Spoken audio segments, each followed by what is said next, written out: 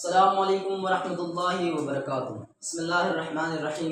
आज के लेक्चर में हम डिस्कस करेंगे एवरेज एटॉमिक मास कि एवरेज एटॉमिक मास है क्या। अगर एक एलिमेंट के एवरेज एटॉमिक मास को हम मालूम किस तरह करेंगे। एवरेज एटॉमिक मास केमिस्ट्री में हमारे साथ एक ऐसा टॉपिक है जो बहुत अहमियत का हामिल है, और इस अहम टॉपिक को अगर आप सीखना चाहते हैं तो हमारी वीडियो को स्किप नहीं करना, वीडियो को लाजिमी आखिर तक देखना है। ठीक है, आते हैं कि average atomic mass first of all है क्या। Average atomic mass is the average atomic mass of an element is the average of atomic masses of all the isotopes of that element। ठीक है, एवरेज एटॉमिक मास हमारे साथ एक element का क्या होगा, ये हमारे साथ एक एलिमेंट के जितने भी आइसोटॉप्स है उस आइसोटॉप्स के जो एटॉमिक मास है उसका एवरेज जब हम निकालें तो हमारे साथ एवरेज एटॉमिक मास एक एलिमेंट का मालूम हो जाएगा।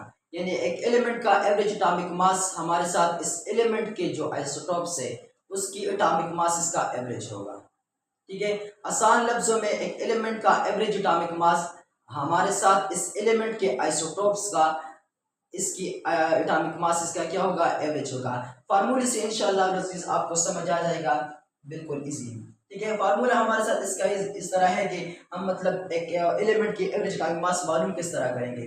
तो एवरेज एटॉमिक मास में हमारे साथ एलिमेंट के हम आइसोटॉप्स की एटॉमिक मास लेते हैं। तो आइसोटॉप्स हमारे साथ एक एलिमेंट के 2 भी हो सकते हैं, 3 भी हो सकते हैं, 4 भी हो सकते हैं। ठीक है, फॉर एग्जांपल हमारे साथ एक एलिमेंट है, इसके 2 आइसोटॉप्स है।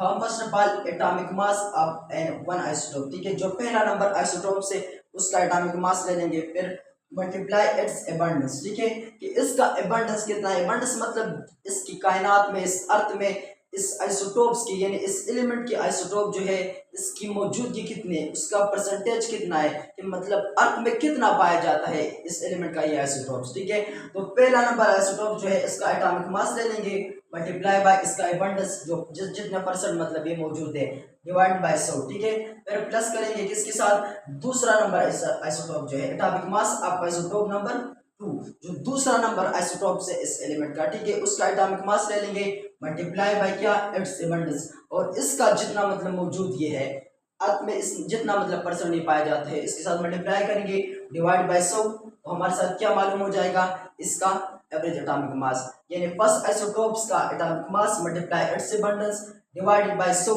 Plus atomic mass of isotopes number 2 multiply it's abundance divide by 100। एक एग्जांपल करते हैं, इंशाल्लाह समझ आ जाएगा। क्लोरीन, अब हम क्लोरीन एक हमारे साथ एक एलिमेंट है, इसका हम एवरेज एटॉमिक मास मालूम करते हैं। ठीक है, तो क्लोरीन के हमारे साथ 2 आइसोटॉप्स है, कितने आइसोटॉप्स है हमारे साथ 2, एक क्लोरीन 35 है और एक क्लोरीन 37 है। ठीक है, क्लोरीन 35 जो हमारे साथ है ये अर्थ में तकरीबन 75% पाया जाता है। ठीक है, और क्लोरीन नंबर 37 जो है ये हमारे साथ 25% तकरीबन अप्रोक्सीमेटली इतना पाया जाता है। ठीक है, तो अब हम इस फार्मूले के मुताबिक इसमें वैल्यू पुट करते हैं। ठीक है, atomic mass of isotope number 1, isotope number 1 हमारे साथ फॉर एग्जांपल ये है और ये आइसोटॉप नंबर 2 है। ठीक है, इसका एटॉमिक मास हमारे साथ क्या है, 35 है, और इसका क्या है, 37 है। तो isotopes of atomic mass of isotope number 1 हम लेते हैं, इसका एटॉमिक मास क्या है हमारे साथ, 35 है। ठीक है, हमने क्या लिया, 35 लिया, मल्टीप्लाई बाय इट्स एबंडेंस, इसका एबंडेंस हमारे साथ क्या है, 75% है, तो हमने 75% लिया, डिवाइड बाय क्या किया, 100 किया, फिर प्लस दूसरे नंबर आइसोटॉप्स का जो एटॉमिक मास है वो है 37, मल्टीप्लाई इट्स एबंडेंस, तो इसका एबंडेंस हमारे साथ क्या है, 25% है, तो हमने इसके साथ मल्टीप्लाई किया, डिवाइड बाय 100।